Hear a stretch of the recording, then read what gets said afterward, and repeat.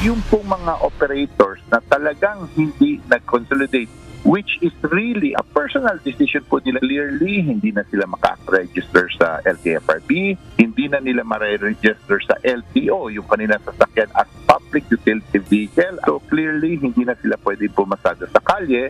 Matapos ang extended deadline sa franchise consolidation noong November 29, ayon sa Department of Transportation, hindi na papayagan pang mag-renew ng kanilang mga prangkisa ang mga individual na operator na hindi pumasok sa Public Transport Modernization Program o PTMP. Ibig sabihin, kung hindi kasama sa isang kooperatiba ang isang lumang jeep o tradisyonal na jeep, hindi na ito papayagan pang pumasada. Pero ayon sa DOTR, pwede namang pumasok sa mga nabuo ng kooperatiba ang mga tsuper ng jeep na hindi na-consolidate ang kanilang pampasadang jeepney.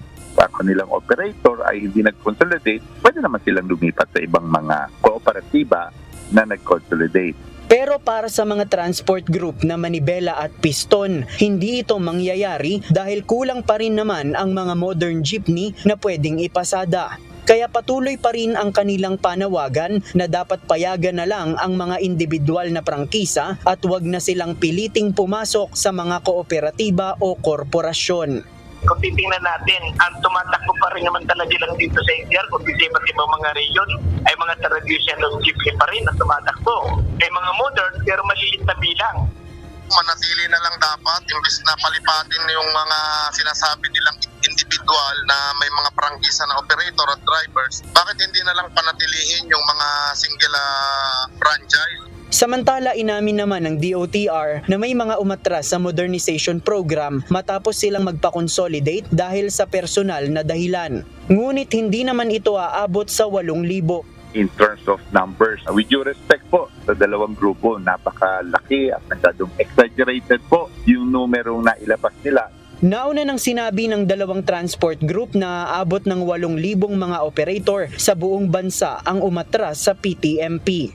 Yan yung mga natakot na nag-file na nagano sa cooperative at saka sa corporation. Ngayon, nung makita nila na parang lalo sila mawawala ng kabuhayan, kaya nag-decide sila na i-withdraw nila yung kanilang mga ipinail sa cooperative at saka sa corporation.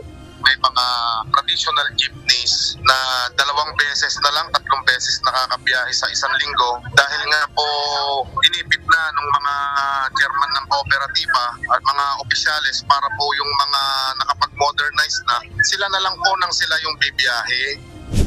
Ayon sa mga transport group na Manibela at Piston, bago matapos ang taon ay muli silang magkakasa ng malawakang protesta upang ipahayag ang kanilang mga hinaing laban sa modernization program ng gobyerno.